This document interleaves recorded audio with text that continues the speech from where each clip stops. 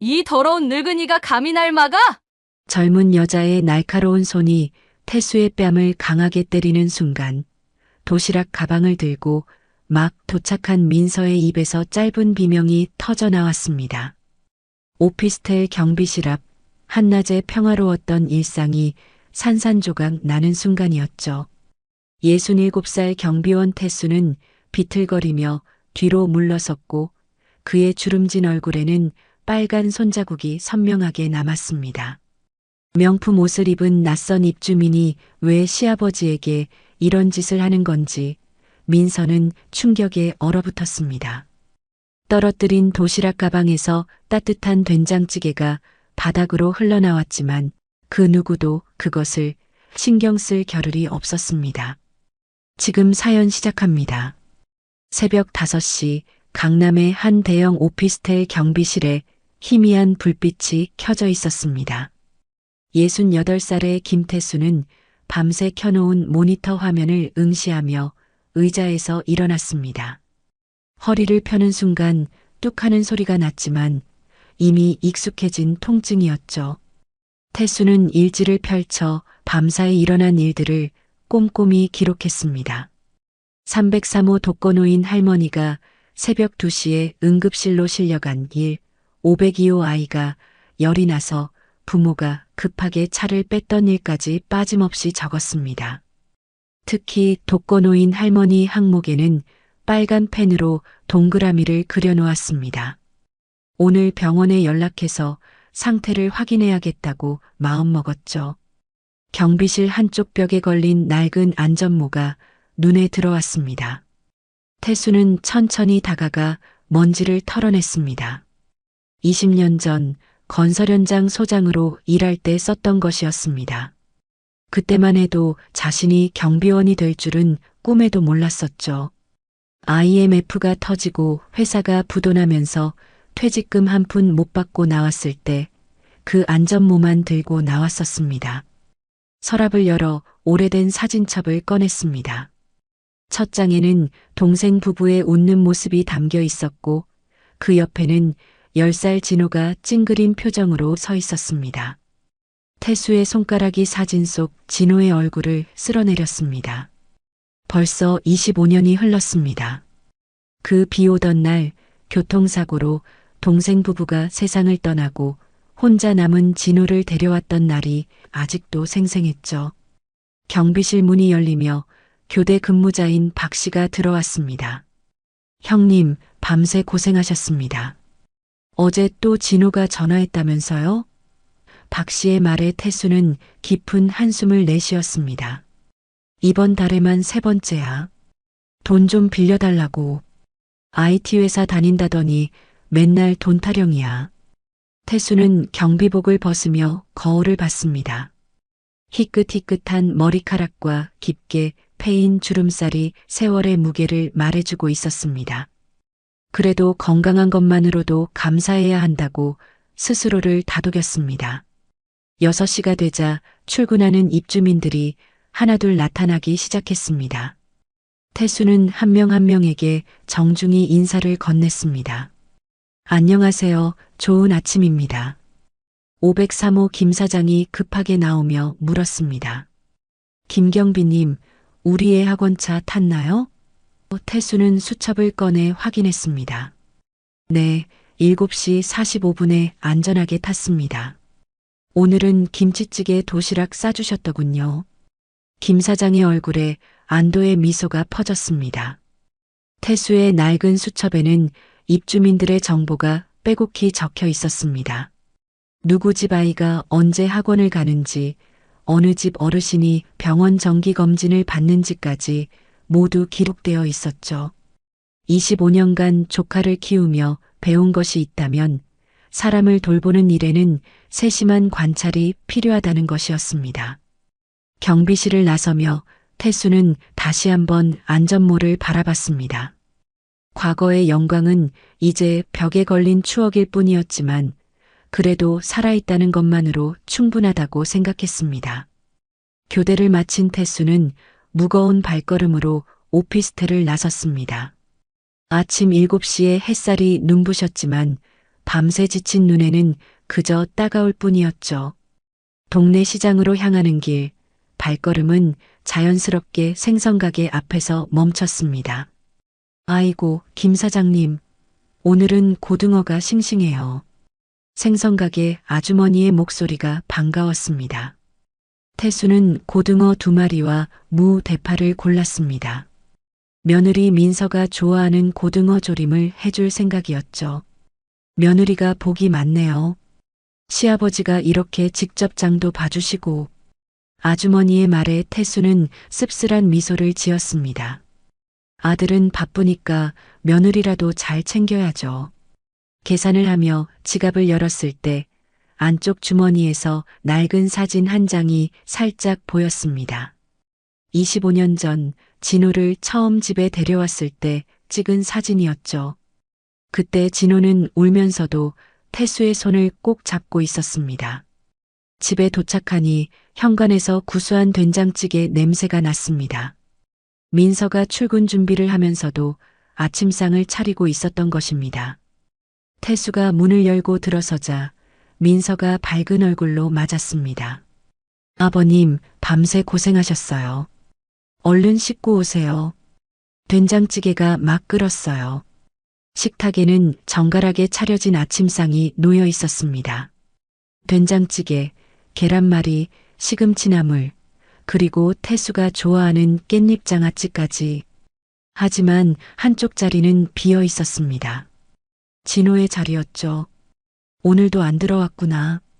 태수의 목소리에 아쉬움이 묻어났습니다. 민서가 조심스럽게 대답했습니다. 출장이 많대요, 아버님. IT 회사가 다 그렇잖아요. 태수는 숟가락을 들다가 민서의 표정이 어두운 것을 눈치챘습니다. 민서는 뭔가 말하려다가 망설이는 것 같았죠. 한참을 뜸들이던 민서가 드디어 입을 열었습니다. 아버님, 진호 오빠가 요즘 좀 이상해요. 태수의 손이 멈췄습니다. 이상하다니 무슨 일이야? 민서는 앞치마를 만지작거리며 말을 이었습니다. 카드 회사에서 3개월째 연체됐다고 독촉 전화가 계속 와요. 오빠 명의로 된 카드인데 한도가 다 찼대요. 태수의 미간에 주름이 깊어졌습니다. IT 회사 과장이면 월급이 적지 않을 텐데. 그게. 민서가 잠시 말을 멈췄다가 작은 목소리로 말했습니다. 제가 어제 우연히 오빠 가방에서 서류를 봤는데요. 사직서였어요. 날짜가 3개월 전이었어요. 태수의 손에서 숟가락이 떨어졌습니다. 쨍그랑 소리가 조용한 아침 공기를 깨뜨렸죠. 25년을 키운 아들이, 아니, 조카가 3개월 동안이나 거짓말을 한 것입니다. 왜 말을 안 했을까? 태수의 목소리가 떨렸습니다. 민서가 태수의 거친 손을 살며시 잡았습니다. 아버님 탓이 아니에요. 오빠가 잘못된 선택을 한 거예요. 아버님은 최선을 다해 키우셨잖아요. 태수는 민서의 따뜻한 손을 보며 눈시울이 붉어졌습니다. 피 한 방울 섞이지 않은 며느리가 오히려 자신을 위로하고 있었습니다. 진호는 매일 거짓말을 하며 집을 나가고 있는데 민서는 새벽부터 일어나 시아버지를 위해 밥상을 차리고 있었죠. 민서야, 너는 정말 우리 집 복이야. 태수의 말에 민서가 수줍게 웃었습니다. 수요일 오전 11시 민서는 병원 휴게실에서 도시락 가방을 꺼냈습니다. 매주 이 시간이면 시아버지를 위해 정성스럽게 준비한 도시락을 들고 길을 나서는 것이 일상이 되었죠. 오늘은 특별히 갈비찜을 준비했습니다. 새벽 4시에 일어나 갈비를 삶고 양념을 만들었어요. 민서야, 또 시아버지한테 도시락 갖다 드리러 가니? 선배 간호사가 물었습니다. 민서가 고개를 끄덕이자 선배는 혀를 찼습니다. 요즘 세상에 그런 며느리가 어디 있어. 대단하다 정말. 민서는 수줍게 웃으며 도시락을 정리했습니다. 갈비찜통, 잡곡밥통, 그리고 나물 반찬 3가지가 담긴 3단 도시락이었죠. 맨 아래 칸에는 시아버지가 좋아하는 동치미까지 따로 담았습니다. 병원장이 복도를 지나가다가 민서를 보고 멈춰 섰습니다. 박 간호사, 오늘도 시아버지께 가는 길인가? 민서가 인사를 하자 병원장은 만족스러운 표정을 지었습니다. 자네 같은 간호사가 우리 병원의 자랑이야. 환자들도 다들 칭찬하더군. 점심시간이 되자 민서는 택시를 잡았습니다. 오피스텔까지는 차로 15분 거리였지만 걸어가기엔 도시락이 무거웠죠. 택시기사가 뒷거울로 도시락 가방을 보며 물었습니다. 점심 배달 가시나요? 도시락이 꽤 많네요. 시아버지께 갖다 드리는 거예요. 민서가 대답하자 기사는 놀란 표정을 지었습니다. 아이고, 요즘 세상에 시아버지 도시락을 직접 갖다 드리는 며느리가 있나요? 대단하시네요. 택시가 오피스텔에 도착했을 때 민서는 이상한 광경을 목격했습니다. 경비실 앞에 고급 외제차가 주차되어 있었는데 차 안에는 2사람이 있었습니다. 한 명은 분명히 진호였어요. 정장 차림의 진호가 옆 좌석의 여자와 깊은 키스를 하고 있었습니다. 민서의 손에서 도시락 가방이 미끄러질 뻔했습니다. 심장이 쿵쿵 뛰었고 다리가 후들거렸죠. 하지만 겨우 정신을 차리고 시선을 돌렸습니다. 지금 중요한 건 시아버지께 도시락을 전달하는 것이었어요. 경비실 문을 열고 들어가니 태수가 모니터를 보다가 고개를 들었습니다. 민서야. 오늘도 왔구나. 태수의 얼굴에 따뜻한 미소가 퍼졌습니다. 민서는 떨리는 손을 감추며 도시락을 내밀었습니다. 아버님, 오늘은 갈비찜이에요. 아버님이 좋아하시는 걸로 특별히 준비했어요. 태수가 도시락을 받으며 민서의 손을 잡았습니다. 이렇게 매번 오기 힘들 텐데 병원 일도 바쁠 거 아니야. 아니에요, 아버님. 저는 이 시간이 좋아요. 민서의 말은 진심이었습니다. 비록 남편은 배신하고 있지만 시아버지의 따뜻한 마음은 변함이 없었으니까요. 태수가 도시락을 열어보며 감탄했습니다. 이야, 갈비찜이네. 민서야, 너무 고생했어. 민서는 억지로 미소를 지으며 경비실을 나왔습니다. 밖에 있던 외제차는 이미 사라지고 없었죠. 하지만 민서의 마음속에는 방금 본 장면이 선명하게 남아 있었습니다. 진호가 다른 여자와 키스하던 모습이 계속 떠올랐어요. 걸어가는 민서의 어깨가 축 처져 있었습니다. 도시락을 전달하는 일상적인 수요일이 오늘따라 무척 무겁게 느껴졌습니다. 민서가 도시락을 전달하고 경비실을 나와 로비를 걷고 있을 때였습니다. 갑자기 날카로운 여자 목소리가 오피스텔 전체를 울렸습니다. 경비원 주제에 감히 나한테 지적질이야? 민서의 발걸음이 멈췄습니다. 그 목소리가 나는 곳은 로비 한가운데였죠. 민서가 고개를 돌리자 충격적인 광경이 눈앞에 펼쳐졌습니다. 키가 크고 화려한 옷차림의 젊은 여자가 태수의 멱살을 잡고 있었던 것입니다. 바로 아까 진호와 키스하던 그 여자였어요. 빨간색 명품 가방에 하이힐, 그리고 짙은 화장을 한 얼굴이 분노로 일그러져 있었습니다. 태수는 당황한 표정으로 한 발 뒤로 물러서며 말했습니다. 아가씨, 그저 주차구역이 아닌 곳에 차를 대시면 다른 입주민들이 불편하다고 말씀드린 것뿐입니다. 여자의 얼굴이 더욱 붉어졌습니다. 완벽하게 그린 붉은 입술이 일그러지며 독을 뿜었죠. 늙은이가 뭔데 나한테 이래라 저래라야? 내가 누군 줄 알아? 태수가 조심스럽게 대답했습니다. 누구시든 규칙은 지켜주셔야 합니다. 소방차 진입로에 차를 대시면 그 순간 여자가 손을 높이 들어 올렸습니다. 민서는 무슨 일이 일어날지 직감했지만 너무 멀리 있어서 막을 수가 없었어요. 찰싹? 하는 소리가 로비 전체에 울려 퍼졌습니다. 여자의 손바닥이 태수의 왼쪽 뺨을 때린 것이었죠. 태수가 비틀거리며 뒤로 물러났습니다. 주름진 손으로 빨갛게 달아오른 뺨을 만지며 충격에 빠진 표정이었어요. 68살의 노인이, 그것도 밤새 일한 피곤한 몸으로 젊은 여자에게 뺨을 맞은 것입니다.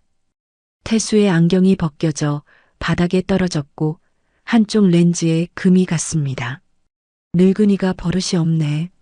다시 한번 나한테 뭐라고 했다간 가만 안 둬. 여자가 소리를 질렀습니다. 그녀의 목소리는 히스테리컬했고 눈에는 경멸이 가득했죠. 주변에 있던 입주민들이 하나둘 모여들기 시작했습니다.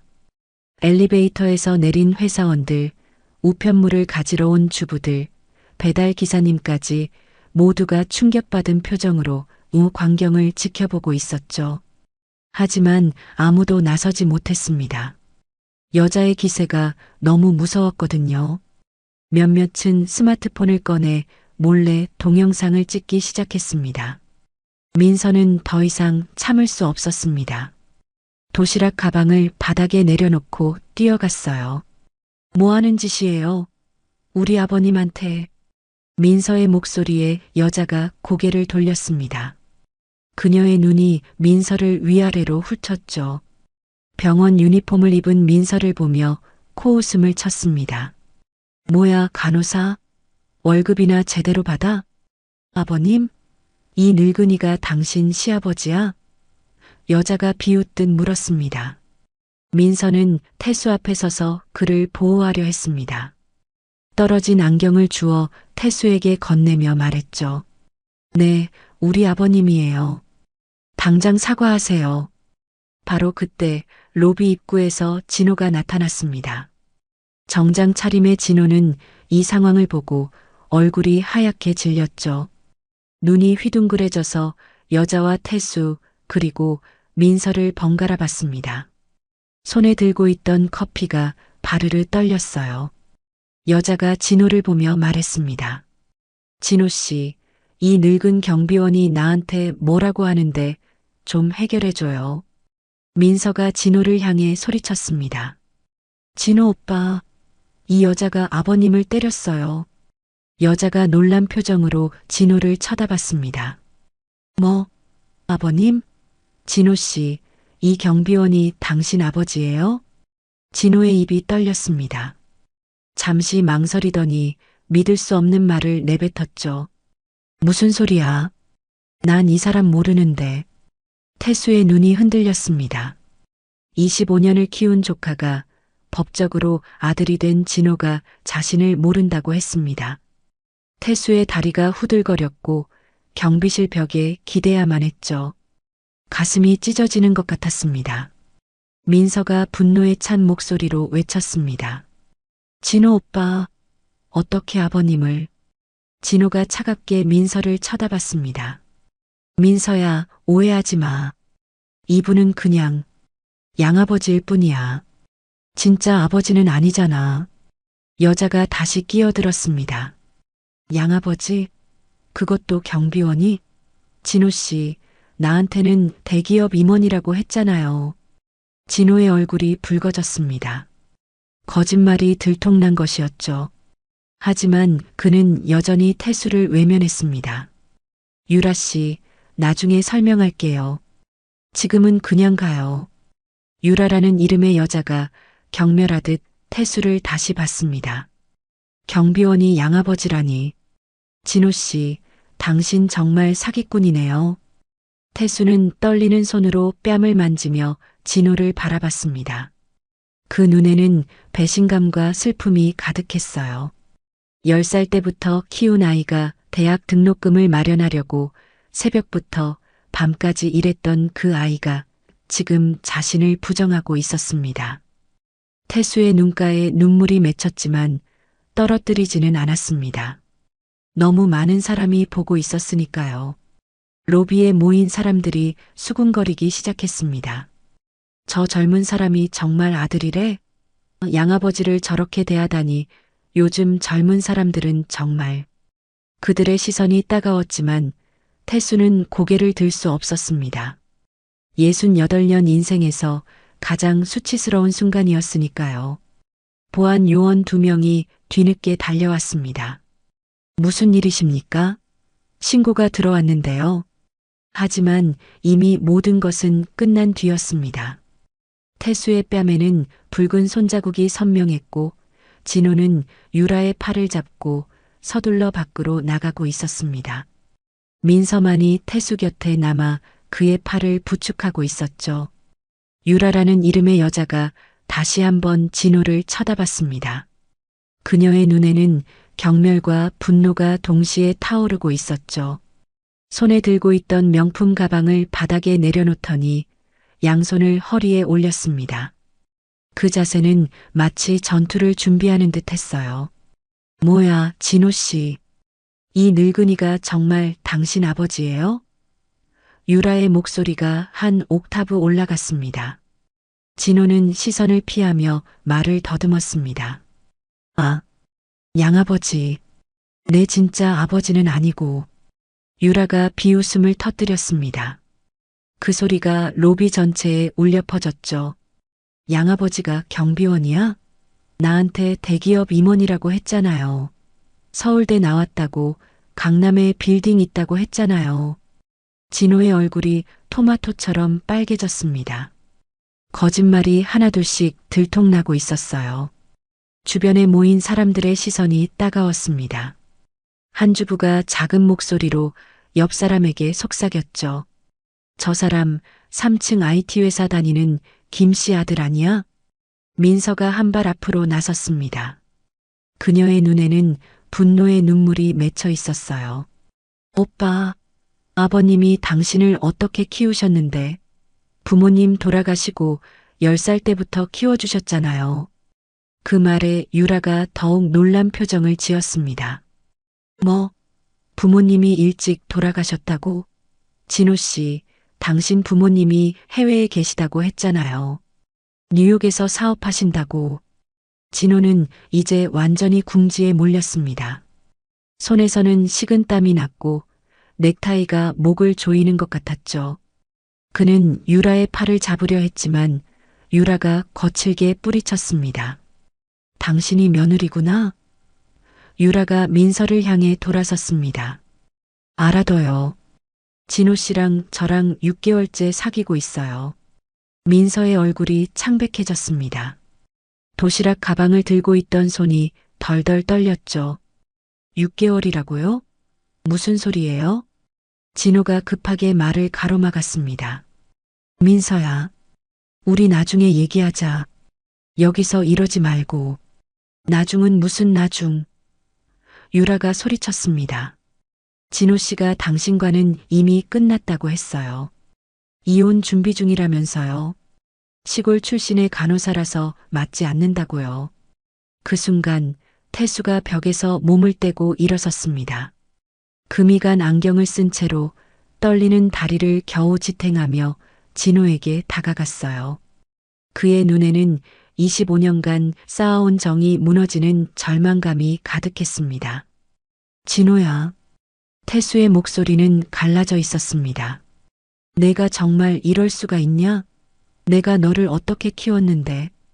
진호가 고개를 돌렸습니다. 아버지의 눈을 마주보지 못했죠. 죄송해요. 하지만 전 제 인생을 살아야 해요. 제 인생?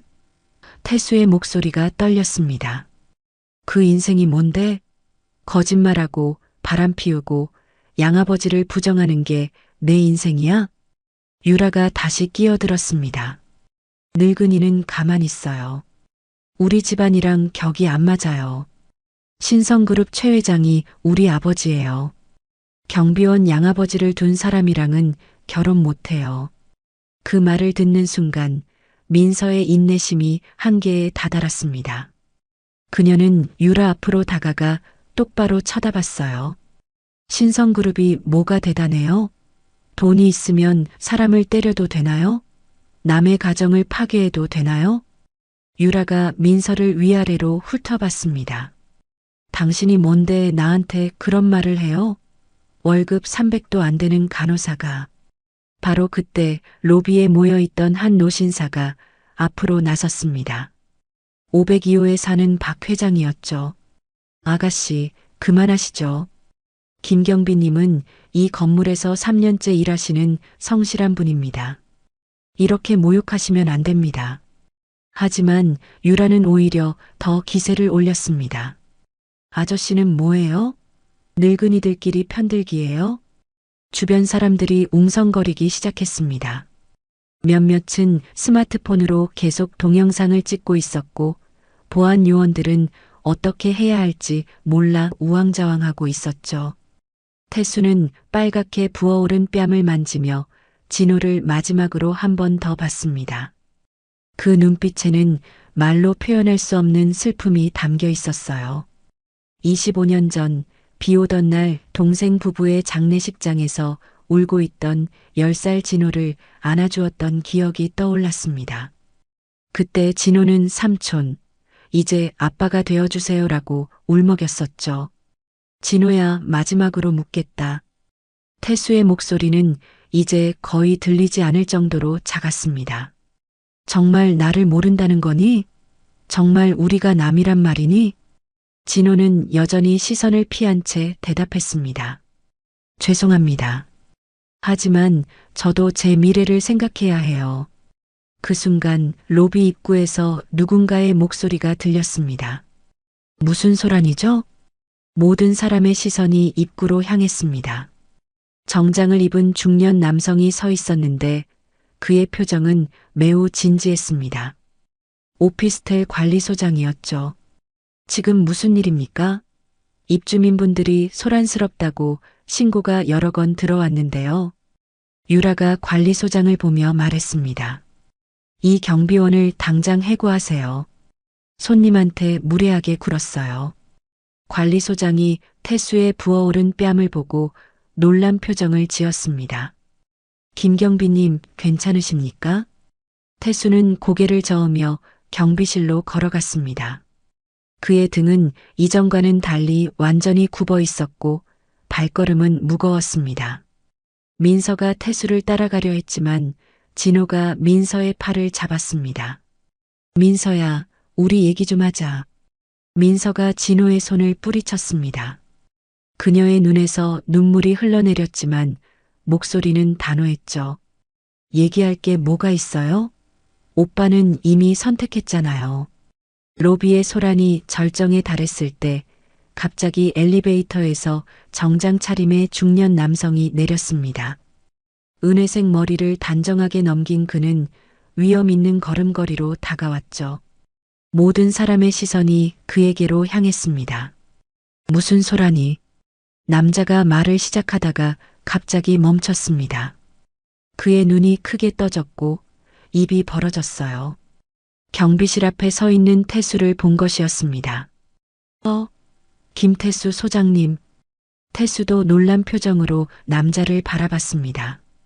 금이 간 안경 너머로 본 그 얼굴이 낯익었죠. 정대리? 남자는 정연택이었습니다. 이제는 이 오피스텔 건물의 소유주가 된 정연택 회장이었죠. 그가 급하게 태수에게 다가가더니 놀랍게도 90도로 허리를 숙였습니다. 로비에 있던 모든 사람이 숨을 죽였어요. 은인이십니다.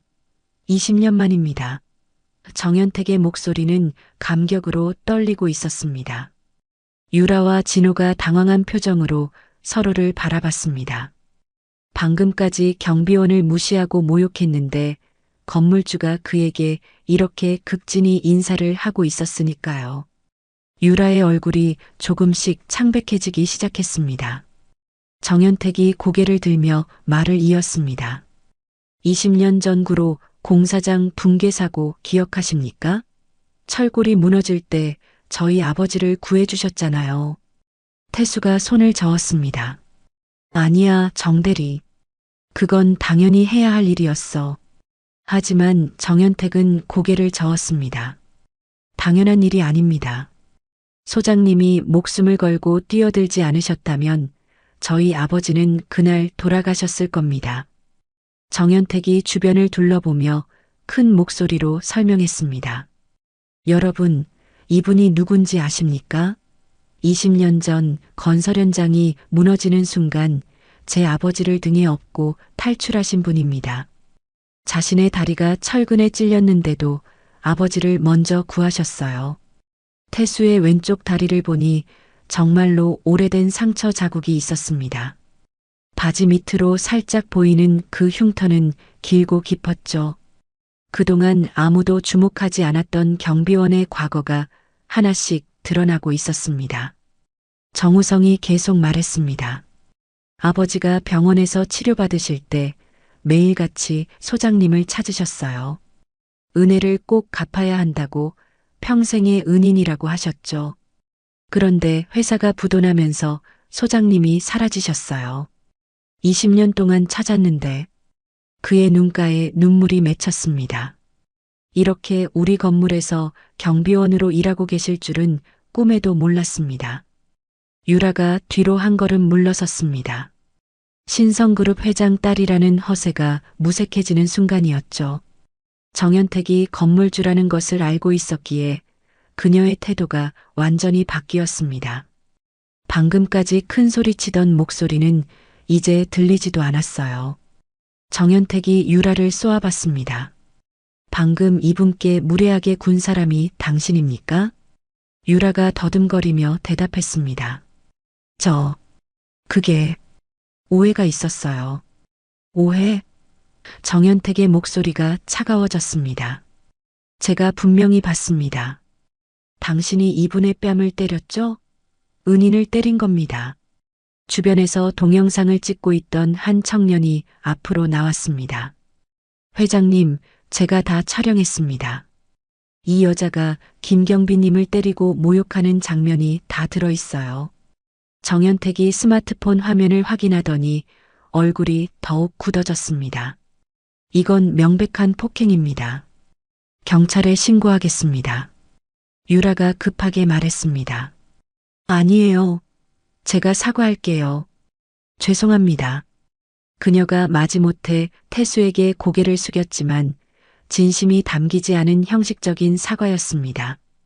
태수는 여전히 충격에서 벗어나지 못한 표정으로 서 있었죠. 정대리가 이렇게 큰 건물의 주인이 되었다는 것도 놀라웠지만 무엇보다 진호의 배신이 가슴을 찢어놓고 있었습니다. 정연택이 진호를 향해 돌아섰습니다. 그런데 당신은 누구입니까? 아까 소장님을 모른다고 했죠? 진호가 말을 더듬었습니다.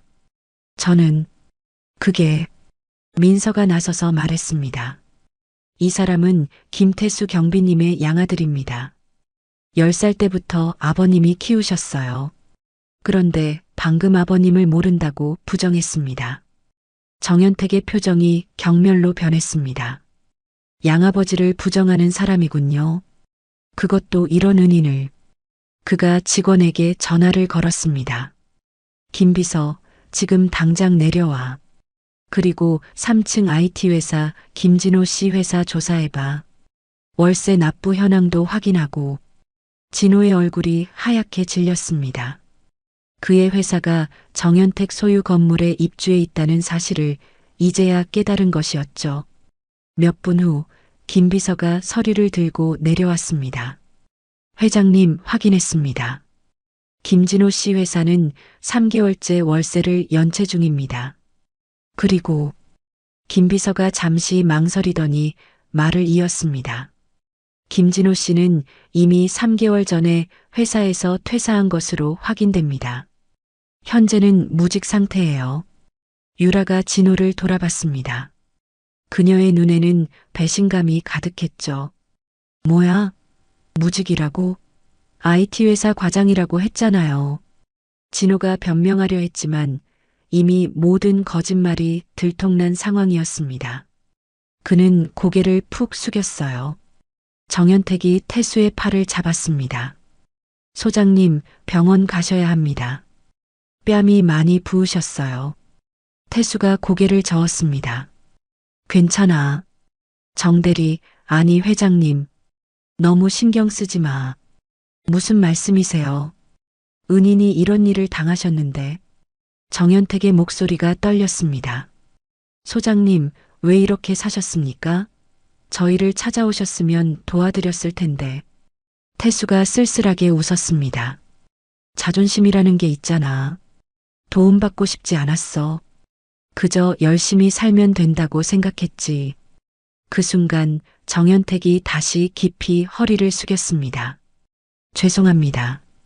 더 일찍 찾아뵀어야 했는데 아버지가 돌아가시기 전에 꼭 은인을 찾아 은혜를 갚으라고 하셨는데 이제야 찾았습니다.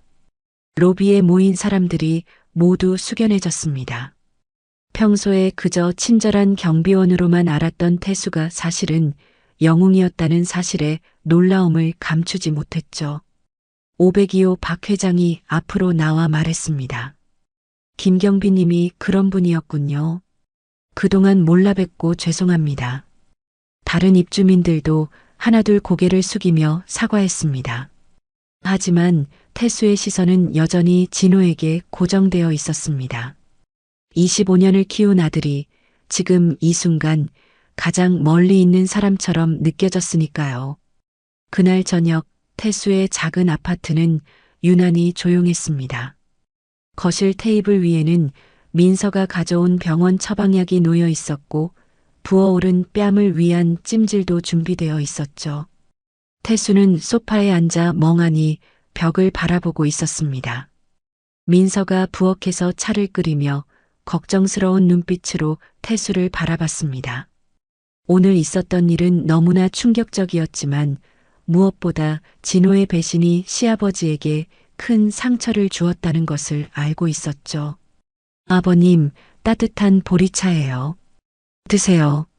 민서가 조심스럽게 찻잔을 내밀었습니다. 태수가 천천히 고개를 들었습니다. 그의 눈은 충혈되어 있었고 입술은 바짝 말라 있었어요. 민서야, 고마워. 너까지 고생시켜서 미안하구나. 민서가 태수 옆에 앉았습니다. 한참을 말없이 앉아 있다가 민서가 먼저 입을 열었죠. 아버님, 오늘 정말 충격받으셨죠? 저도 진호 오빠가 그럴 줄은 몰랐어요. 태수가 깊은 한숨을 내쉬었습니다. 내가 뭘 잘못 가르친 걸까? 25년을 키웠는데 어디서부터 잘못된 걸까? 민서가 태수의 거친 손을 살며시 잡았습니다. 아버님, 잘못이 아니에요. 오빠가 잘못된 선택을 한 거예요. 태수가 민서를 바라봤습니다. 그 눈빛에는 감사함과 미안함이 동시에 담겨 있었죠. 진호가 내 동생 아들이었어. 친부모가 교통사고로 돌아가시고 10살 때 데려왔지. 처음엔 삼촌이라고 부르더니 어느 날부터 아빠라고 부르기 시작했어. 태수의 목소리가 떨렸습니다. 과거를 회상하는 그의 얼굴에는 아픔이 가득했어요. 그때 진호가 울면서 말했어. 이제 삼촌이 아빠가 되어달라고. 평생 잘 살겠다고. 효도하겠다고. 태수의 눈가에 눈물이 맺혔습니다. 민서가 손수건을 꺼내 태수의 눈물을 닦아주었습니다. 아버님이 계셔서 진호 오빠가 그나마 사람답게 자랄 수 있었어요. 아버님이 아니었다면 오빠는 고아원에 갔을 거예요. 태수가 고개를 저었습니다. 그래도 내가 더 잘했어야 했어. 돈을 더 많이 벌어서 좋은 환경을 만들어줬어야 했는데. 아버님, 민서의 목소리가 단호해졌습니다. 저는 아버님이 계셔서 정말 행복해요. 제가 결혼할 때 부모님도 할머니도 안 계셔서 혼자였잖아요. 아버님이 양쪽 가족 역할 다 해주셨잖아요. 태수가 민서의 손을 꼭 잡았습니다. 그때 내가 혼자 예식장에 왔을 때 정말 안쓰러웠어. 26살 젊은 나이에 가족 하나 없이. 민서가 작은 미소를 지었습니다. 그래도 아버님이 계셨잖아요. 신부 측 하객이 없어서 창피할 뻔했는데 아버님이 양쪽을 다 챙겨주셨죠. 그때 정말 고마웠어요. 당연히 해야 할 일이었지.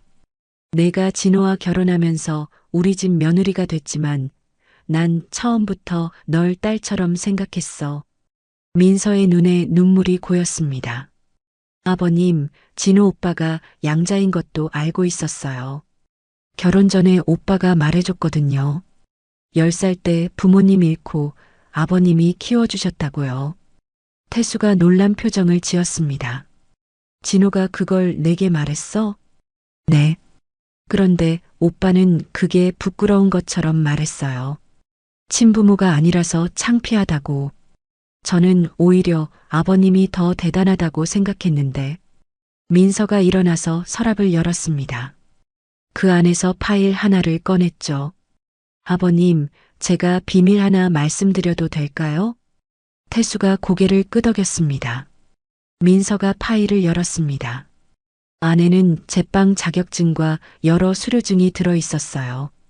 프랑스 빵, 케이크 데코레이션, 천연 발효빵 과정까지 다양한 증서들이었습니다.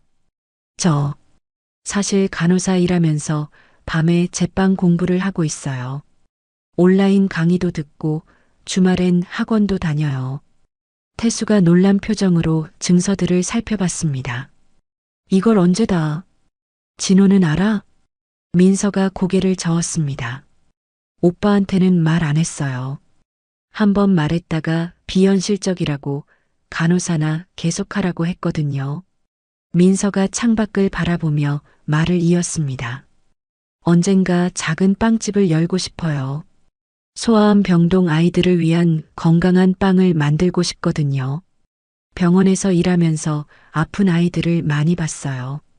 그 아이들이 맛있게 먹을 수 있는 빵을 만들고 싶어요. 태수가 감동한 표정으로 민서를 바라봤습니다. 정말 좋은 꿈이구나. 왜 나한테는 말 안 했어? 아버님께 부담드리고 싶지 않았어요. 그리고 민서가 잠시 말을 멈췄다가 이어갔습니다.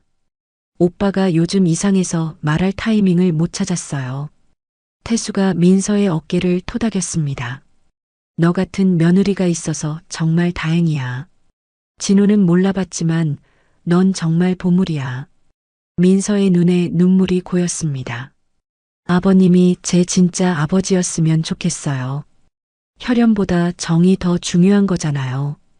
태수도 눈시울이 붉어졌습니다. 그래, 넌 이미 내 딸이야. 진짜 딸이야.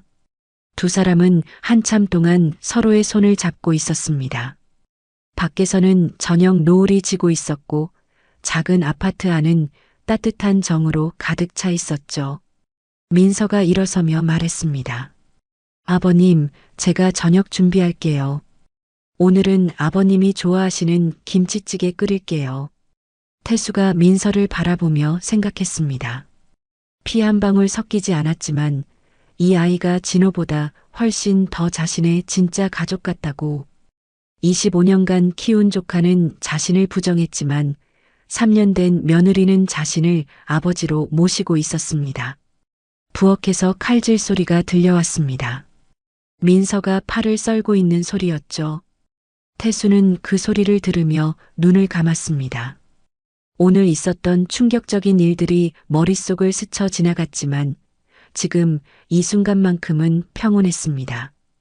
진정한 가족이 무엇인지 이제야 알 것 같았으니까요. 다음 날 오후 2시 정현택 회장이 태수를 고급 레스토랑으로 초대했습니다. 강남의 한 호텔 최상층에 위치한 그곳은 태수가 평생 가볼 일이 없을 것 같던 곳이었죠. 크리스털 샹들리에가 빛나고 하얀 테이블보가 깔린 테이블들이 줄지어 있었습니다. 태수는 낡은 정장을 꺼내 입었지만 여전히 어색했습니다. 허리를 구부리고 조심스럽게 걸었죠. 하지만 정현택은 태수를 마치 귀한 손님처럼 대접했습니다. 직원들에게 특별히 신경 쓰라고 지시했고 가장 좋은 자리로 안내했어요. 소장님, 그동안 어떻게 지내셨습니까? 정현택이 와인을 따르며 물었습니다. 태수가 쓴웃음을 지었습니다. 뭐 보다시피야. IMF 이후로 계속 이렇게 살았지. 회사가 부도나고 퇴직금도 못 받았어. 경비원이라도 해야 먹고 살 수 있었으니까. 정현택의 표정이 어두워졌습니다. 소장님이 이렇게 어렵게 사셨다니. 정말 죄송합니다. 더 일찍 찾아뵀어야 했는데. 태수가 손을 저었습니다. 아니야, 내가 숨어 지낸 거지. 자존심이라는 게 있잖아. 남한테 손 벌리고 싶지 않았어. 정연택이 잠시 망설이다가 조심스럽게 물었습니다. 참, 그 젊은 남자가 소장님 아들이라면서요? 아까 양아들이라고 했던데. 태수의 얼굴이 굳어졌습니다. 진호 말이지. 내 동생 아들이었어. 25년 전에 동생 부부가 교통사고로 돌아가시고 10살짜리를 내가 데려와 키웠지. 법적으로 양자 입양까지 했어. 그런데 왜 소장님을 모른다고. 정연택이 이해할 수 없다는 표정을 지었습니다. 태수가 한숨을 쉬었습니다. 최근에 IT 회사 다닌다고 했는데 거짓말이었나 봐. 정연택이 휴대폰을 꺼내 비서에게 전화를 걸었습니다. 김 비서, 김진호 씨 회사 조사 결과 어떻게 됐어? 스피커폰으로 들리는 김 비서의 목소리가 선명했습니다. 회장님, 확인 결과 김진호 씨가 다니던 회사는 우리 건물 3층에 입주했던 스타트업인데요. 3개월째 월세가 밀려서 지난달에 강제 퇴거 조치했습니다. 태수가 충격받은 표정을 지었습니다. 강제 퇴거라고? 김 비서가 계속 말했습니다. 네. 그리고 김진호 씨는 이미 3개월 전에 회사에서 퇴사한 것으로 확인됩니다. 업무 태만과 무단 결근으로 해고되었다고 합니다. 정연택이 전화를 끊고 태수를 바라봤습니다. 소장님, 아드님이 3개월 동안 거짓말을 한 것 같습니다. 태수의 손이 떨렸습니다. 물잔을 잡으려다가 놓쳤고 물이 테이블보에 쏟아졌죠. 정연택이 급하게 냅킨으로 닦아주었습니다. 더 충격적인 건 정연택이 말을 이었습니다. 오늘 그 여자 최유라 씨 말입니다. 조사해보니 신성그룹과는 아무 관계가 없는 사람이에요. 태수가 놀란 눈으로 정연택을 봤습니다. 그럼 그 여자도 사기꾼이란 말이야? 정연택이 태블릿을 꺼내 화면을 보여줬습니다. 최유라 32살. 사기 전과 3범입니다. 결혼 사기로 2번, 투자 사기로 1번 전과가 있어요. 지금도 집행유예 기간 중이고요. 태수가 머리를 감싸쥐었습니다. 자신이 25년간 키운 아들이 사기꾼과 연애를 하고 있었고 그것도 아내와 양아버지를 속이면서였습니다. 소장님, 제가 도와드리겠습니다. 정연택이 진지한 표정으로 말했습니다. 일단 그 여자는 고소하겠습니다. 오늘 소장님을 폭행한 것도 있고 사기 혐의도 있으니까요. 태수가 고개를 저었습니다. 아니야, 그냥 두자. 진호가 선택한 길이니까. 하지만 정연택은 단호했습니다. 안 됩니다. 은인을 때린 사람을 그냥 둘 수 없어요. 그리고 그가 잠시 말을 멈췄다가 이어갔습니다. 소장님께 꼭 드리고 싶은 말씀이 있습니다. 정연택이 서류 가방에서 봉투를 꺼냈습니다. 병원 로고가 찍힌 봉투였죠. 그의 표정이 갑자기 무거워졌습니다. 사실 제가 소장님을 이렇게 급하게 찾은 이유가 있습니다. 정연택의 목소리가 떨렸습니다.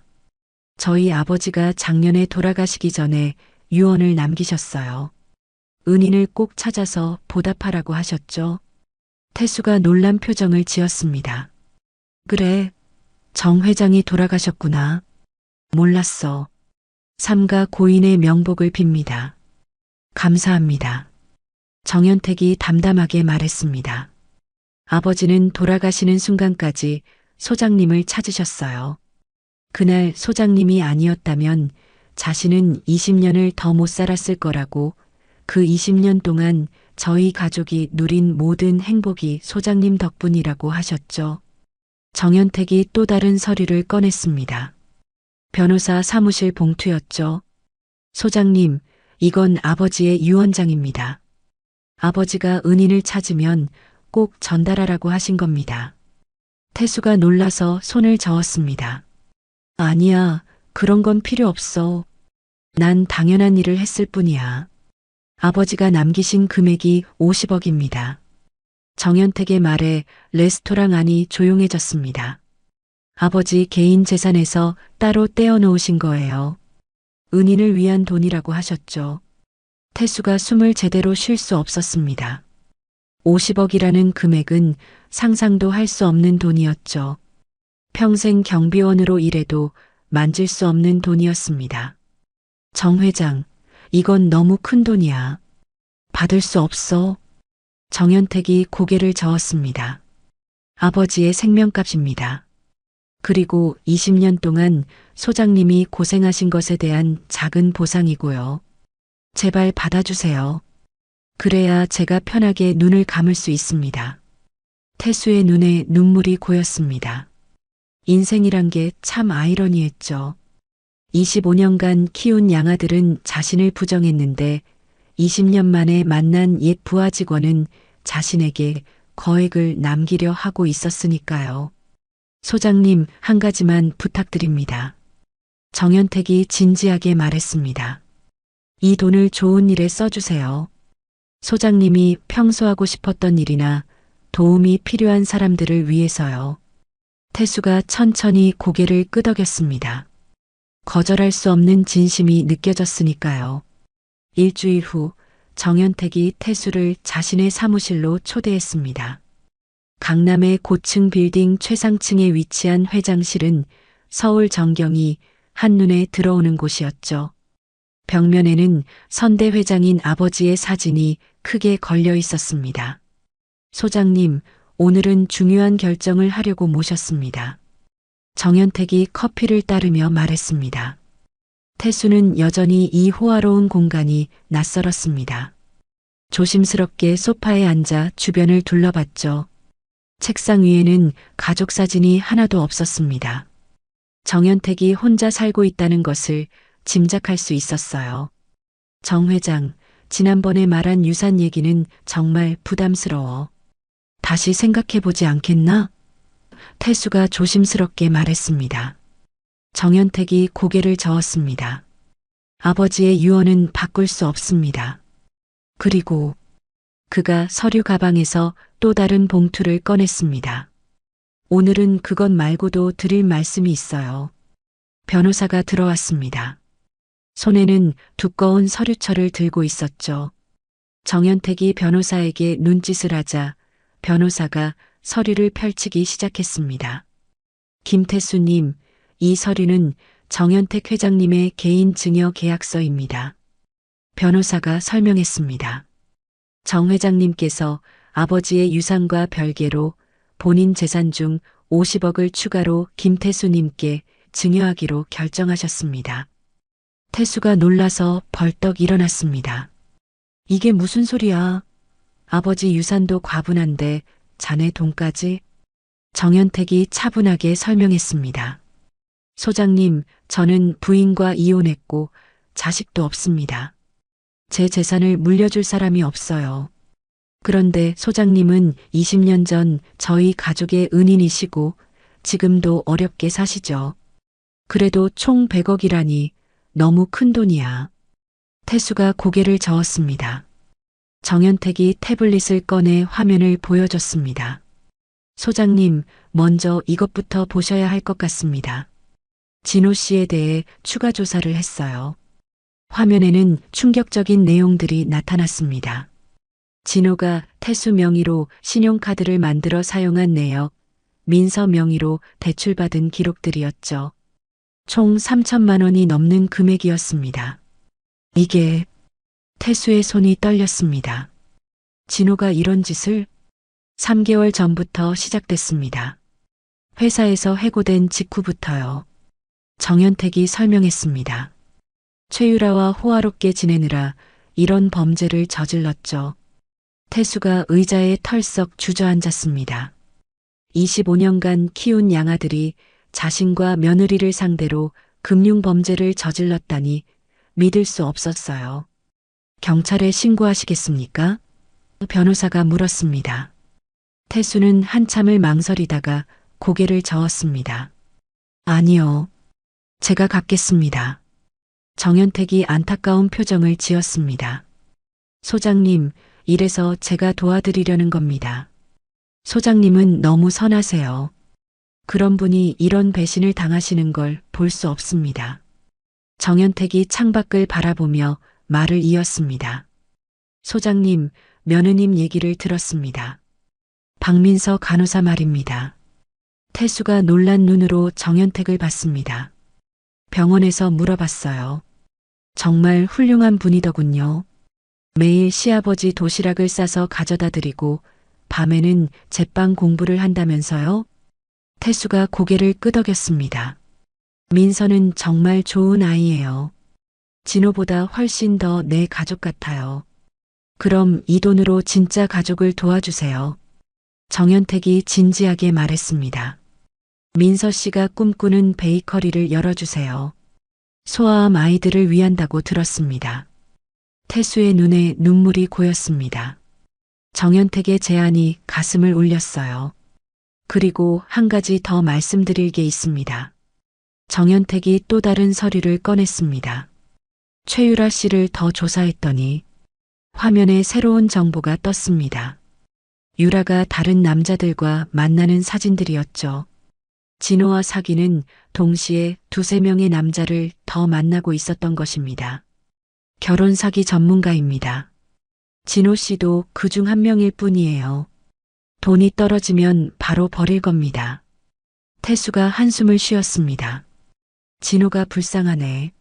모든 걸 버리고 선택한 여자가. 바로 그때 노크 소리가 들리고 문이 열렸습니다. 민서가 들어왔습니다. 점심시간을 이용해 정연택 회장실까지 찾아온 것이었죠. 아버님, 여기 계셨네요. 민서가 밝게 인사했습니다. 정 회장님도 안녕하세요. 정연택이 민서를 보며 미소를 지었습니다. 박 간호사님, 타이밍이 좋으시네요. 마침 중요한 얘기를 하고 있었습니다.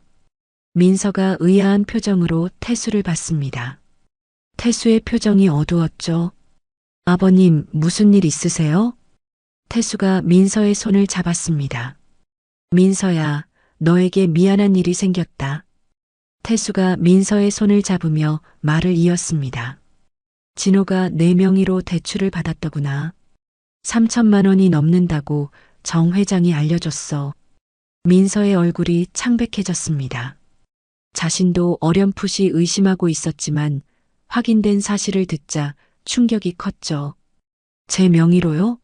어떻게 그럴 수가. 정연택이 태블릿을 민서에게 보여줬습니다. 진호 씨가 민서 씨의 개인정보를 이용해서 온라인 대출을 받았습니다.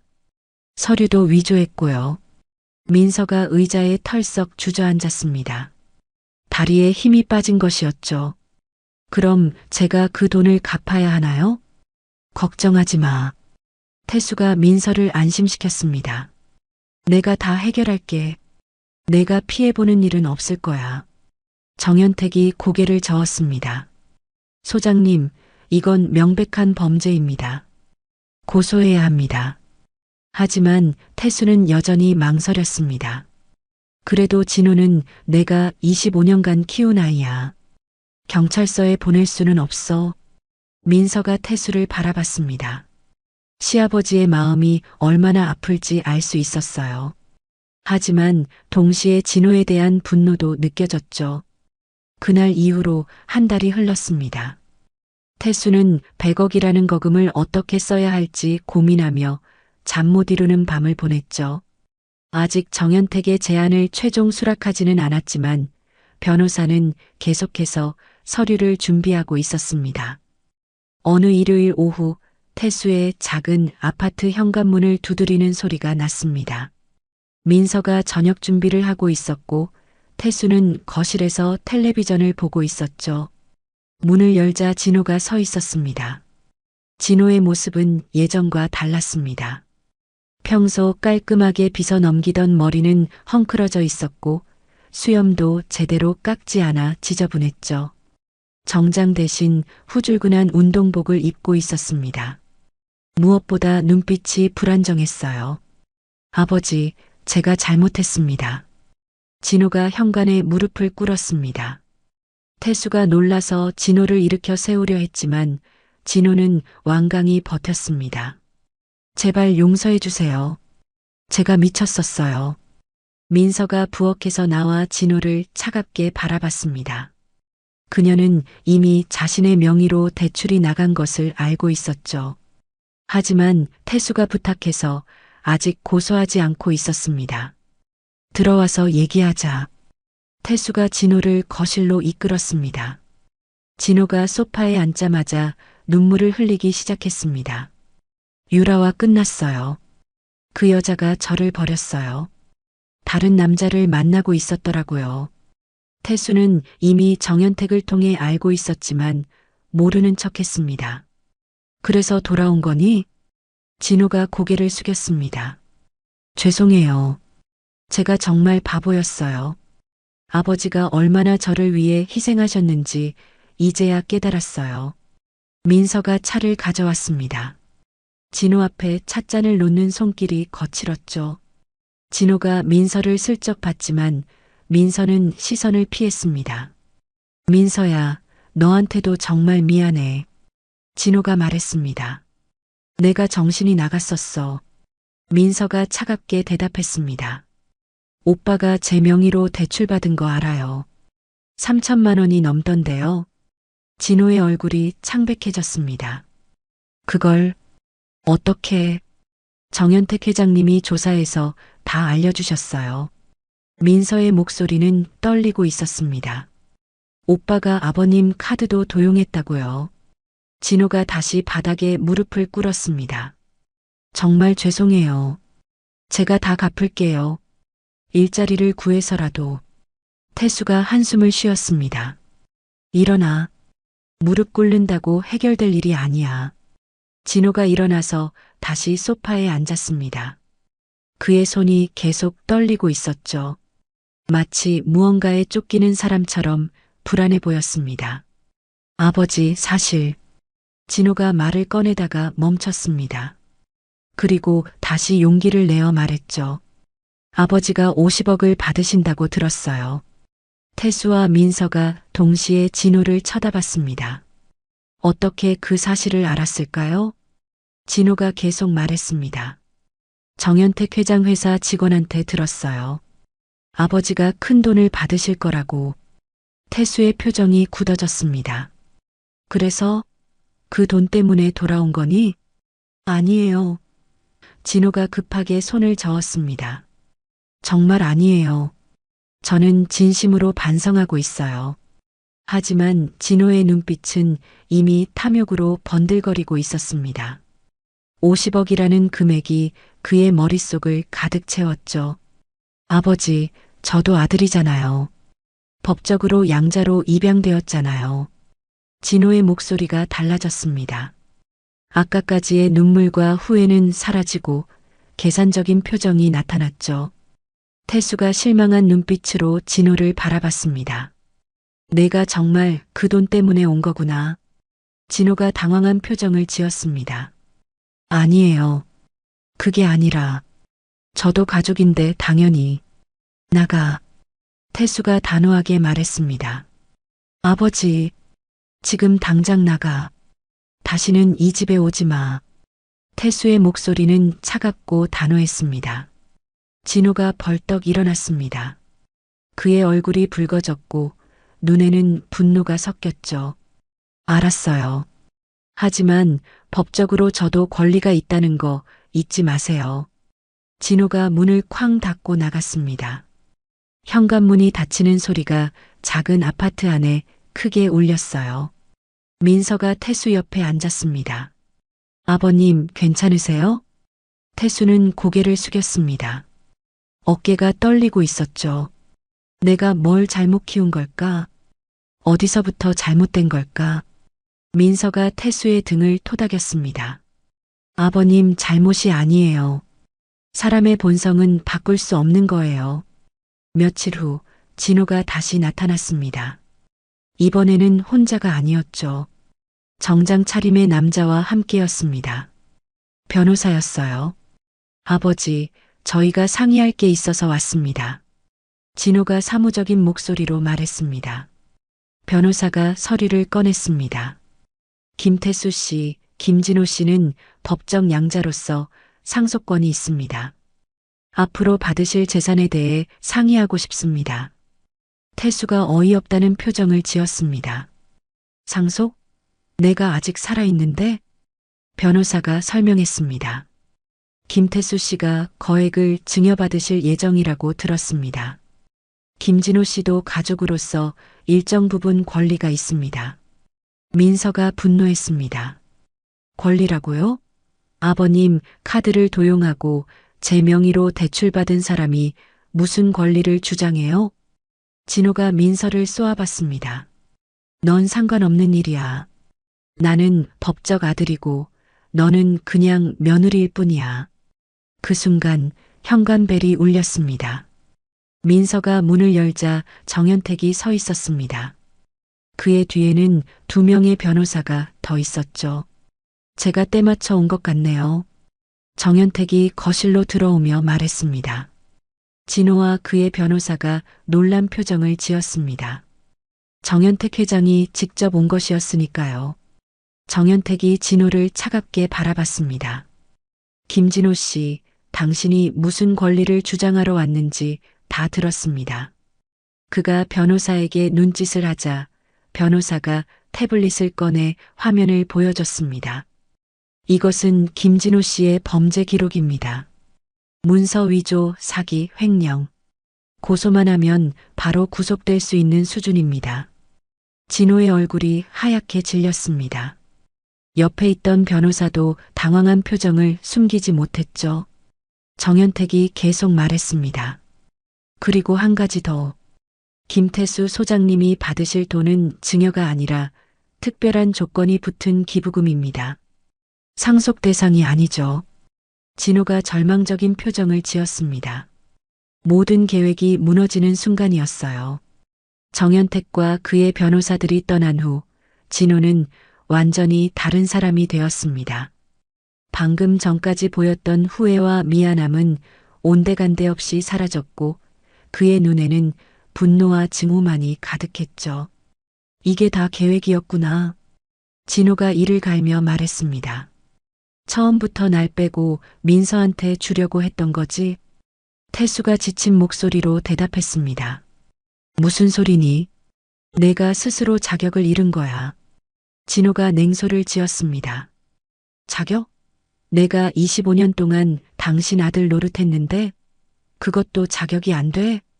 민서가 분노했습니다. 아들 노릇? 아버님 카드 훔치고 내 명의로 대출받은 게 아들이 할 짓이야? 진호는 민서를 무시하고 태수에게 다가갔습니다. 그의 표정은 위협적이었어요. 아버지, 마지막 기회를 드릴게요.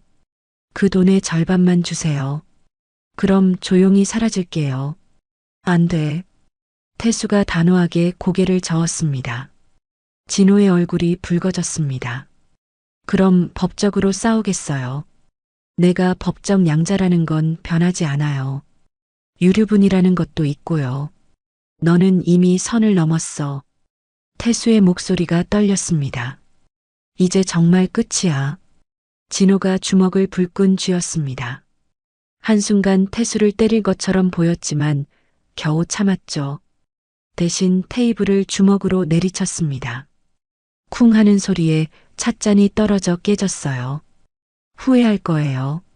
진호가 문을 향해 걸어가며 말했습니다. 내가 어떻게 나오는지 보세요.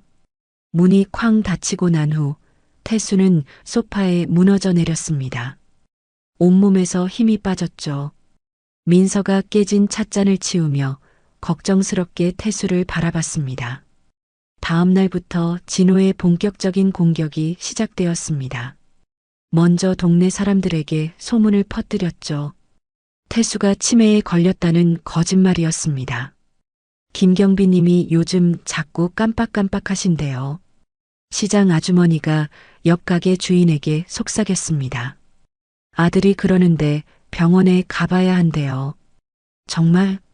그러고 보니 요즘 좀 이상하긴 했어. 다른 상인이 맞장구를 쳤습니다. 소문은 빠르게 퍼졌습니다.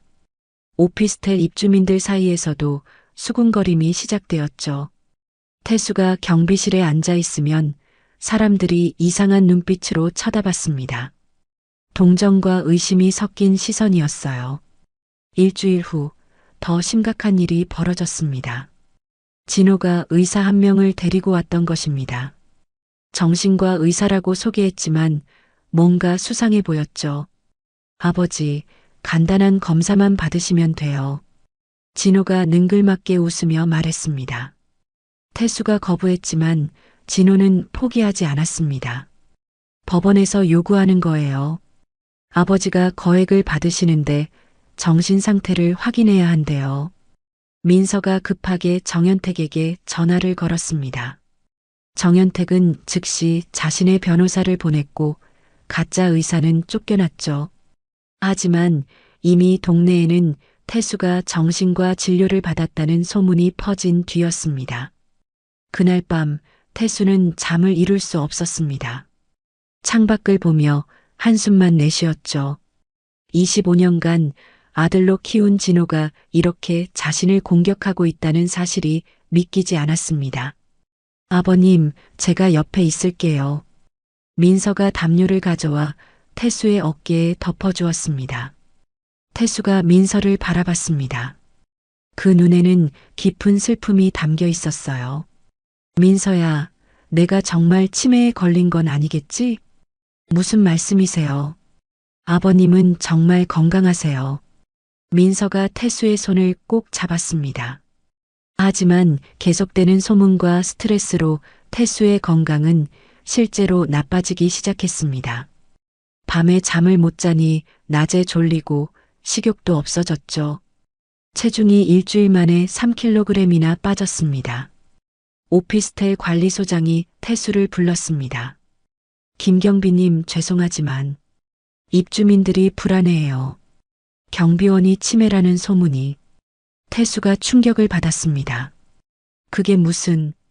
저도 믿지 않지만 입주민들이 교체를 요구하고 있어요. 일단 휴직을 하시는 게... 태수는 아무 말도 할 수 없었습니다. 3년간 성실하게 일했던 직장에서조차 의심받고 있었으니까요. 그날 저녁 태수는 경비복을 벗어 개켰습니다. 손이 떨려서 단추를 채우는 것도 힘들었죠. 이름표를 떼어내는 순간 눈물이 흘러내렸습니다.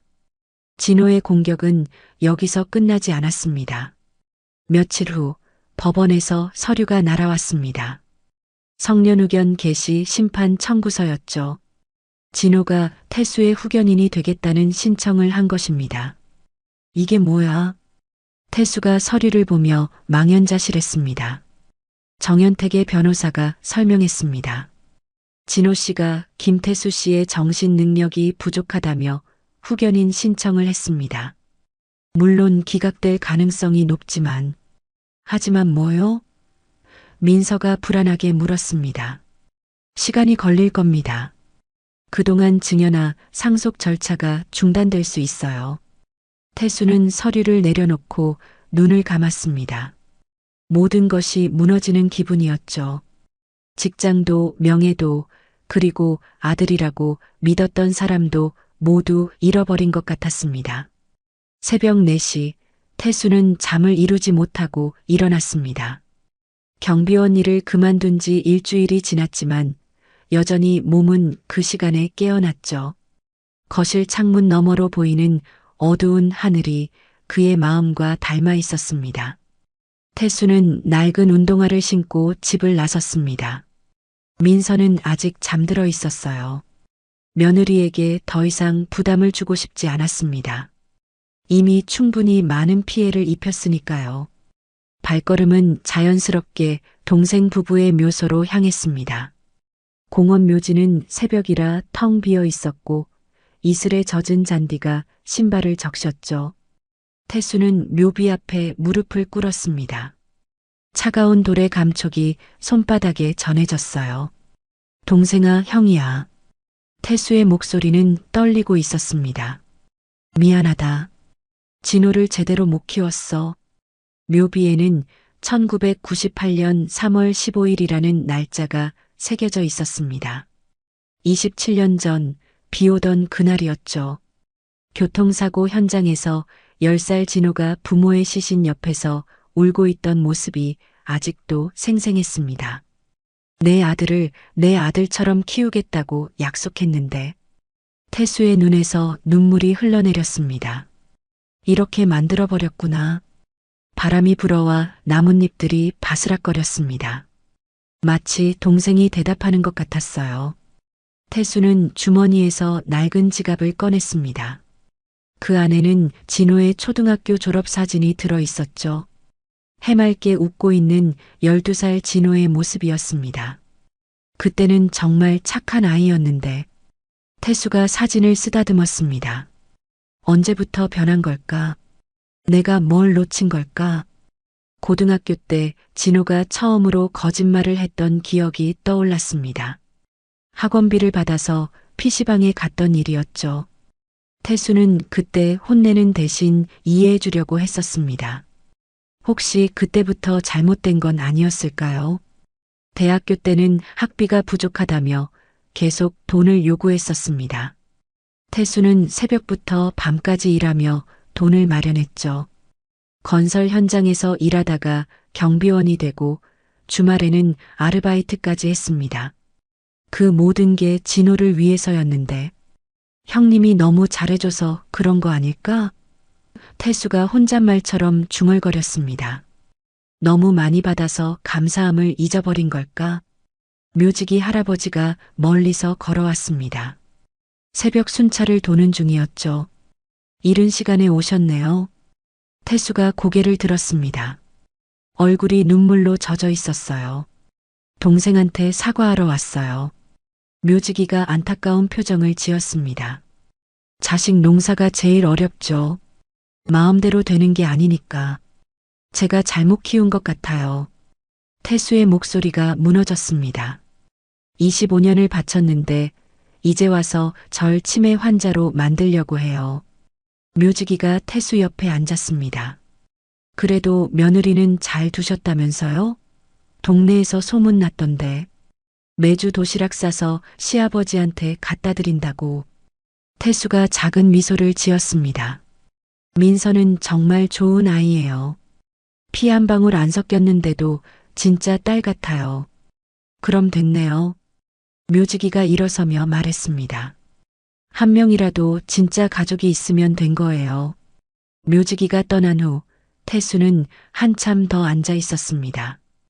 해가 떠오르기 시작했고 묘지에도 서서히 빛이 들어왔죠. 태수는 천천히 일어났습니다. 무릎이 아팠지만 마음은 조금 가벼워진 것 같았어요. 집으로 돌아오는 길에 휴대전화가 울렸습니다. 정연택이었습니다.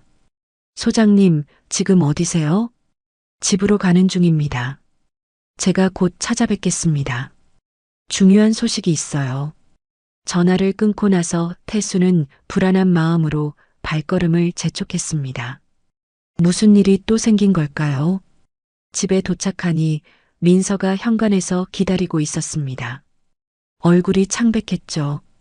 아버님, 어디 가셨어요? 너무 걱정했어요. 미안해. 동생 묘소에 다녀왔어. 민서가 태수의 젖은 신발을 보고 한숨을 쉬었습니다. 아침도 안 드시고 나가셨죠? 얼른 들어오세요. 따뜻한 국 끓여놨어요.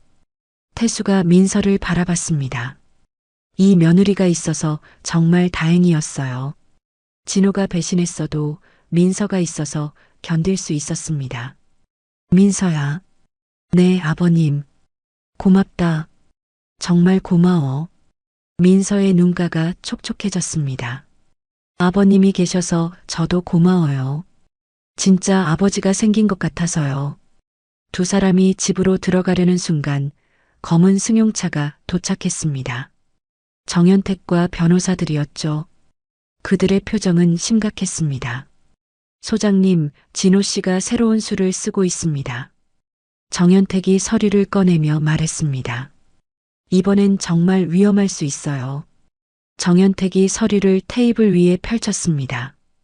거기에는 진호와 유라의 문자 메시지 기록이 빼곡히 적혀 있었죠.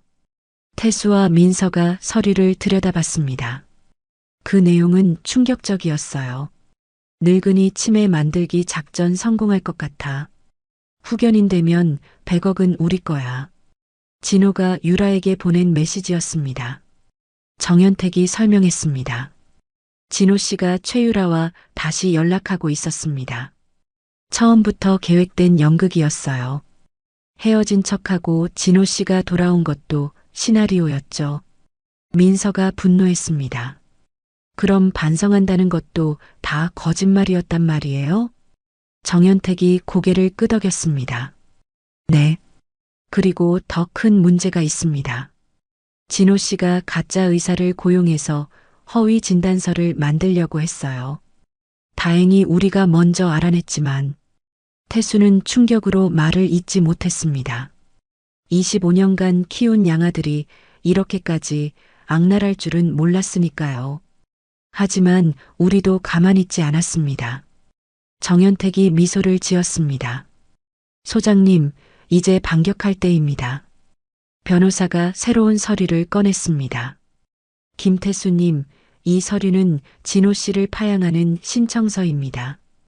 그리고 박민서 씨를 법적 양녀로 입양하는 서류도 있고요. 태수가 놀란 눈으로 변호사를 봤습니다. 파양이 가능해요? 성인 파양은 쌍방 합의가 필요하지만 진호 씨의 범죄 행위가 입증되면 법원 판결로 가능합니다. 문서 위조, 사기, 명예훼손 등 충분한 증거가 있어요. 민서가 태수의 손을 잡았습니다. 아버님, 이제 결단을 내리셔야 해요. 태수는 한참을 고민했습니다. 진호와의 25년 세월이 주마등처럼 스쳐 지나갔죠. 하지만 이제는 정말 끝내야 할 때였습니다. 좋아요. 파양 신청을 하겠습니다. 태수의 목소리는 단호했습니다. 그리고 민서를 양녀로 입양하고 싶어요. 민서의 눈에 눈물이 고였습니다. 아버님, 정말이에요? 그래. 넌 이미 내 딸이야. 이제 법적으로도 딸이 되는 거야. 정연택이 만족스러운 표정을 지었습니다. 그리고 한 가지 더 있습니다.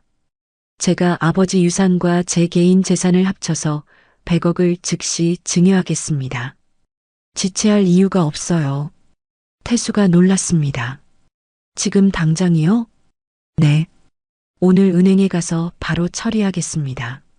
진호 씨가 후견인 신청을 했어도 소장님이 정신적으로 건강하다는 의사 소견서가 있으면 문제 없습니다. 변호사가 의사 소견서를 꺼냈습니다. 서울대병원 정신과 과장님의 소견서입니다. 어제 검사 받으셨죠? 김태수님은 완전히 건강하시다고 나왔습니다. 태수는 기억이 났습니다. 정연택이 어제 병원에 데려갔던 것이 이것을 위해서였구나 싶었죠. 그리고 소장님, 정연택이 진지하게 말했습니다. 이 돈으로 민서 씨의 베이커리를 열어주세요. 소아암 아이들을 위한 특별한 공간을 만들어주세요. 민서가 놀라서 입을 벌렸습니다. 베이커리라뇨? 알고 있어요. 민서 씨가 제빵 자격증을 여러 개 갖고 계시죠? 밤마다 공부하신다고 들었어요. 태수가 민서를 바라보며 미소를 지었습니다. 민서야, 이제 내 꿈을 이룰 때야. 그날 오후 은행에서 100억이 태수의 계좌로 입금되었습니다. 태수는 즉시 45억을 민서 명의로 증여했죠. 나머지는 자신의 노후와 좋은 일을 위해 남겨두었습니다. 아버님, 이렇게 큰 돈을. 민서가 떨리는 목소리로 말했습니다. 넌 내 딸이야.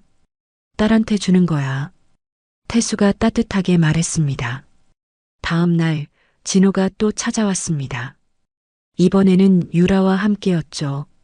두 사람은 당당한 표정으로 현관문을 두드렸습니다. 아버지, 후견인 심판 날짜가 잡혔어요. 진호가 서류를 흔들며 말했습니다. 유라가 비웃으며 덧붙였습니다. 이제 곧 모든 게 끝날 거예요. 치매 노인의 재산은 후견인이 관리하는 게 맞죠. 하지만 태수는 담담했습니다. 이미 모든 준비를 마쳤으니까요. 그래. 법정에서 보자. 태수가 차분하게 말했습니다. 거기서 모든 진실이 밝혀질 거야. 진호와 유라가 의아한 표정을 지었습니다. 왜 이렇게 담담한 걸까요? 바로 그때 경찰차가 도착했습니다. 두 명의 형사가 내려서 진호와 유라에게 다가왔죠.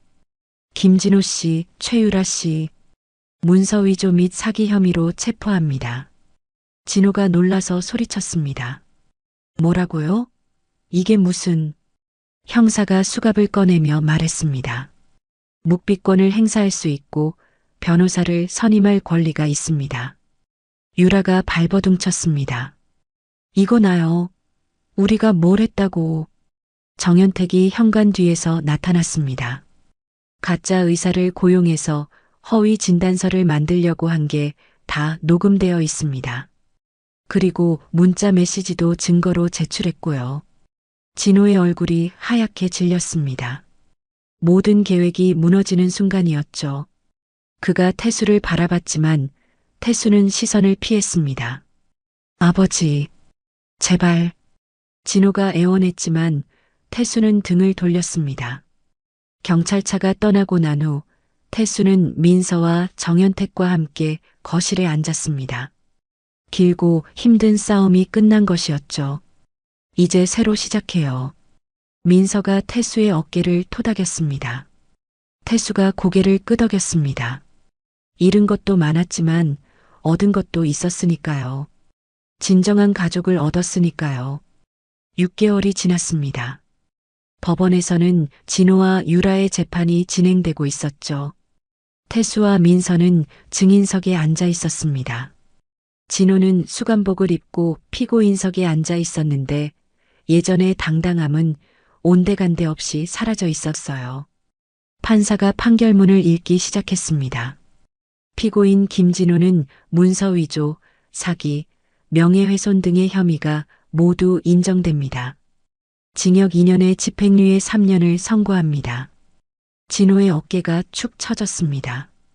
집행유예라도 정가자가 된 것이었죠. 유라는 더 심했습니다.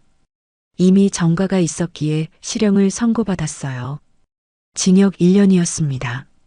재판이 끝난 후 진호가 태수에게 다가왔습니다. 경찰관이 옆에 있었지만 잠시 대화할 시간은 있었죠.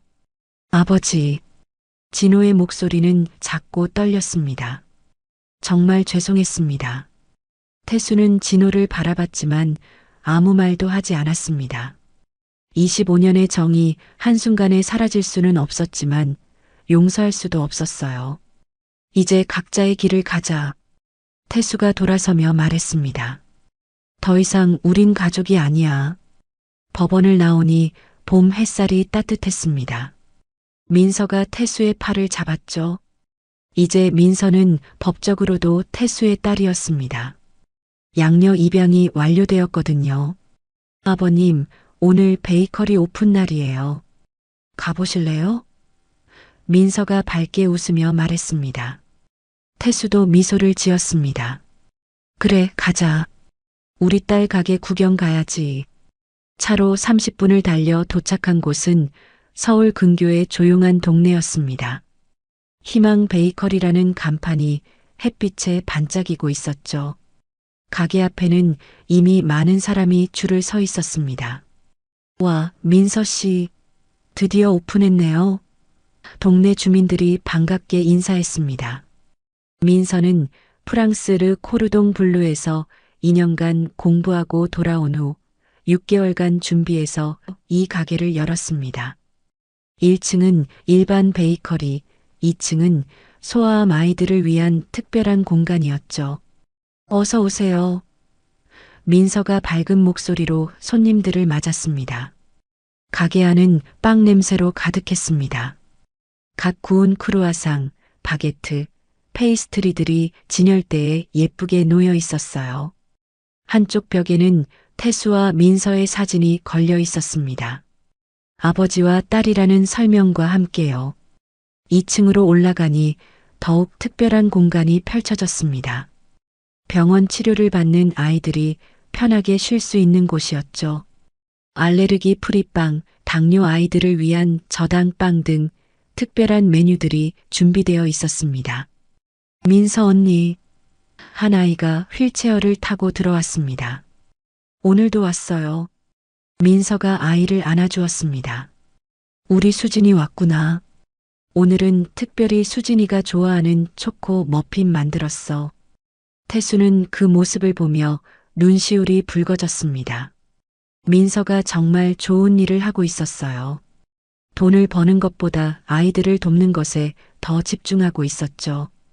정현택도 축하하러 왔습니다. 민서 씨, 정말 멋진 공간이네요. 소장님도 자랑스러우시겠어요. 태수가 고개를 끄덕였습니다. 민서가 있어서 정말 행복해요. 오픈 파티가 한창일 때 뜻밖의 손님이 찾아왔습니다. 오피스텔 입주민들이었죠. 경비실에서 태수를 기억하는 사람들이었습니다. 김경비님, 아니, 이제 회장님이라고 불러야 하나요? 박 회장이 웃으며 인사했습니다. 태수가 손을 저었습니다. 그냥 김태수입니다. 경비원이었던 김태수요. 겸손하시기도 하지. 100억 부자가 되셨는데. 다른 입주민이 말했습니다. 하지만 태수는 여전히 소박했습니다. 작은 아파트에 살고 있었고 검소한 생활을 유지했죠. 다만 이제는 민서의 꿈을 돕고 어려운 이웃을 도울 수 있는 여유가 생긴 것이었습니다. 저녁이 되자 가게는 더욱 붐볐습니다. 소아암 병동의 의사와 간호사들도 찾아왔고 동네 주민들도 계속 들어왔죠. 민서는 쉴 새 없이 빵을 포장하고 커피를 내렸습니다. 민서야, 좀 쉬어. 태수가 걱정스럽게 말했습니다. 괜찮아요, 아버지. 행복해서 피곤한 줄도 몰라요. 민서의 얼굴에는 진정한 행복이 가득했습니다. 밤 9시 가게 문을 닫은 후 태수와 민서는 가게 앞 벤치에 앉았습니다. 하루 종일 서 있어서 다리가 아팠지만 마음은 뿌듯했죠. 민서야, 고생했어. 태수가 민서의 어깨를 토닥였습니다. 아버지가 있어서 가능했어요. 아버지가 저를 믿어주셨잖아요. 두 사람은 한참 동안 밤하늘을 바라봤습니다. 별이 반짝이고 있었어요. 마치 축하해 주는 것처럼요. 진호는 어떻게 지낼까? 태수가 작게 중얼거렸습니다. 민서가 태수의 손을 잡았습니다. 아버지가 25년간 최선을 다했어요. 이제는 아버지의 잘못이 아니에요. 태수가 고개를 끄덕였습니다. 민서 말이 맞았어요. 이제는 과거에 얽매이지 말고 앞으로 나아가야 할 때였습니다. 1년이 더 흘렀습니다. 태수의 머리카락은 더 하얗게 변했지만 눈빛은 예전보다 더 맑고 평온했습니다. 아침 일찍 일어나 창밖을 보는 습관은 여전했어요. 다만 이제는 경비실이 아닌 민서의 베이커리 2층에 마련된 작은 사무실에서였죠. 태수는 이제 희망재단의 이사장이었습니다. 정현택과 함께 만든 재단으로 소아암 환자와 그 가족들을 돕는 일을 하고 있었어요. 매일 아침 베이커리에 출근해서 재단 일을 보고 오후에는 병원을 방문하거나 도움이 필요한 가족들을 만났습니다. 아버지, 커피 드세요. 민서가 따뜻한 커피를 가져왔습니다. 민서의 베이커리는 이제 전국적으로 유명해졌습니다. 단순한 빵집이 아니라 아픈 아이들에게 희망을 주는 공간으로 알려졌죠. 매달 수익의 절반을 희망재단에 기부하고 있었습니다. 오늘 진호한테서 편지가 왔어요. 민서가 조심스럽게 말했습니다. 태수가 놀란 표정을 지었습니다. 진호와는 1년 넘게 연락이 끊겼었거든요. 민서가 편지를 건네줬고 태수는 천천히 봉투를 열었습니다. 편지에는 짧은 내용이 적혀 있었습니다. 진호는 지방의 작은 공장에서 일하고 있다고 했어요. 집행유예 기간 동안 성실히 살고 있으며 진심으로 반성하고 있다고 썼습니다. 마지막에는 언젠가 용서받을 수 있기를 바란다는 말이 있었죠. 태수는 편지를 내려놓고 한숨을 쉬었습니다. 아직도 진호를 완전히 용서할 수는 없었지만 마음 한구석에는 여전히 미안함과 걱정이 남아 있었어요. 답장은 안 하실 거예요? 민서가 물었습니다. 아직은 시간이 더 필요해. 태수가 고개를 저었습니다. 그때 베이커리 문이 열리고 정연택이 들어왔습니다. 그의 옆에는 작은 소녀가 있었죠. 8살쯤 되어 보이는 아이였는데 모자를 깊이 눌러 쓰고 있었습니다. 소장님, 오늘 소개해드리고 싶은 아이가 있어요. 정연택이 말했습니다. 소녀가 모자를 벗자 민머리가 드러났습니다. 항암 치료 중인 것이 분명했죠. 하지만 아이의 눈은 반짝이고 있었습니다. 안녕하세요, 할아버지. 저는 지우예요. 아이가 밝게 인사했습니다. 태수가 무릎을 꿇고 아이와 눈높이를 맞췄습니다. 지우야, 반가워. 할아버지는 태수야. 할아버지가 저희를 도와주신다고 들었어요. 정말 감사해요. 지우가 작은 손으로 태수의 손을 잡았습니다. 그 순간 태수의 눈가가 촉촉해졌습니다. 이 작은 손의 온기가 그동안의 모든 아픔을 치유해주는 것 같았어요. 민서가 지우를 2층으로 데려갔습니다. 지우야, 언니가 특별한 빵 만들어줄게. 내가 좋아하는 거 뭐야? 딸기 케이크요. 지우가 신나서 대답했습니다. 태수와 정연택은 1층 창가 자리에 앉았습니다. 밖에는 벚꽃이 흐드러지게 피어 있었죠. 소장님, 행복해 보이세요. 정연택이 미소를 지었습니다. 정 회장님 덕분이에요. 이런 기회를 주셔서 감사해요. 태수가 진심을 담아 말했습니다. 정연택이 고개를 저었습니다. 아니에요. 소장님이 평생 선하게 사셨기 때문에 받으신 거예요. 제 아버지도 그렇게 말씀하셨을 거예요. 두 사람은 커피를 마시며 재단 일에 대해 이야기했습니다. 올해 안에 병원 내 쉼터를 5곳 더 만들 계획이었고 치료비 지원도 확대할 예정이었죠. 오후가 되자 태수는 병원으로 향했습니다. 오늘은 소아암 병동에서 아이들에게 동화책을 읽어주는 날이었어요. 병실에 들어서자 아이들이 반갑게 맞아주었습니다. 태수 할아버지다. 한 아이가 소리쳤습니다. 오늘은 무슨 이야기 해주실 거예요? 다른 아이가 물었습니다. 태수는 아이들 사이에 앉아 책을 펼쳤습니다. 오늘의 이야기는 작은 씨앗이 큰 나무로 자라는 이야기였죠. 아이들은 반짝이는 눈으로 이야기를 들었습니다. 이야기가 끝나고 병원을 나오는 길에 태수는 문득 걸음을 멈췄습니다. 병원 정원 벤치에 앉아 있는 사람이 보였거든요. 진호였습니다. 진호도 태수를 발견하고 일어섰습니다. 두 사람은 한참 동안 말없이 서로를 바라봤죠. 진호는 많이 야위어 있었고 얼굴도 초췌했습니다. 아버지. 진호가 먼저 입을 열었습니다. 병원에 계신다고 들었어요.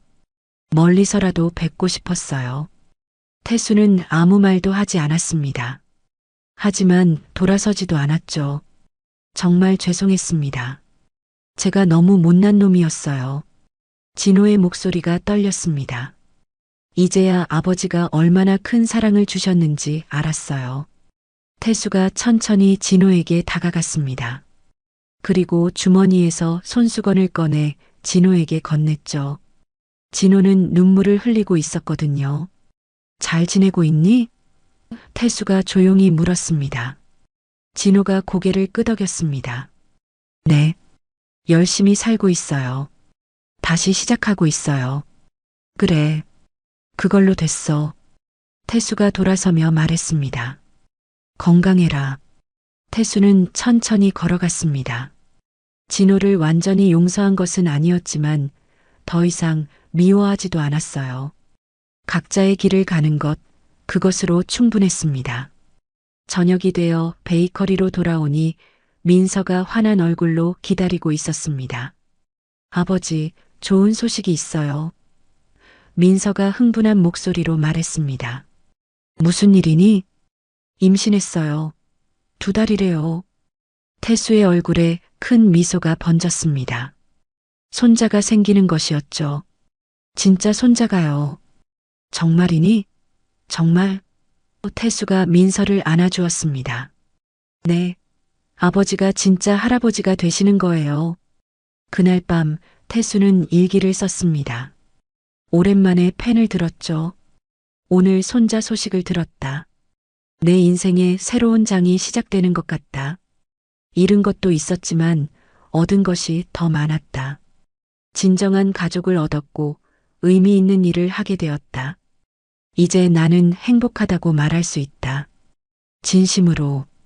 지금까지 한 가족의 드라마 같은 이야기를 들어주셔서 감사합니다. 이 가족에게 하고 싶은 이야기가 있거나 응원을 해주고 싶다면 댓글 달아주세요. 그럼 오늘도 건강한 하루 되시고 다음에도 좋은 이야기로 찾아오겠습니다. 인생은 드라마였습니다.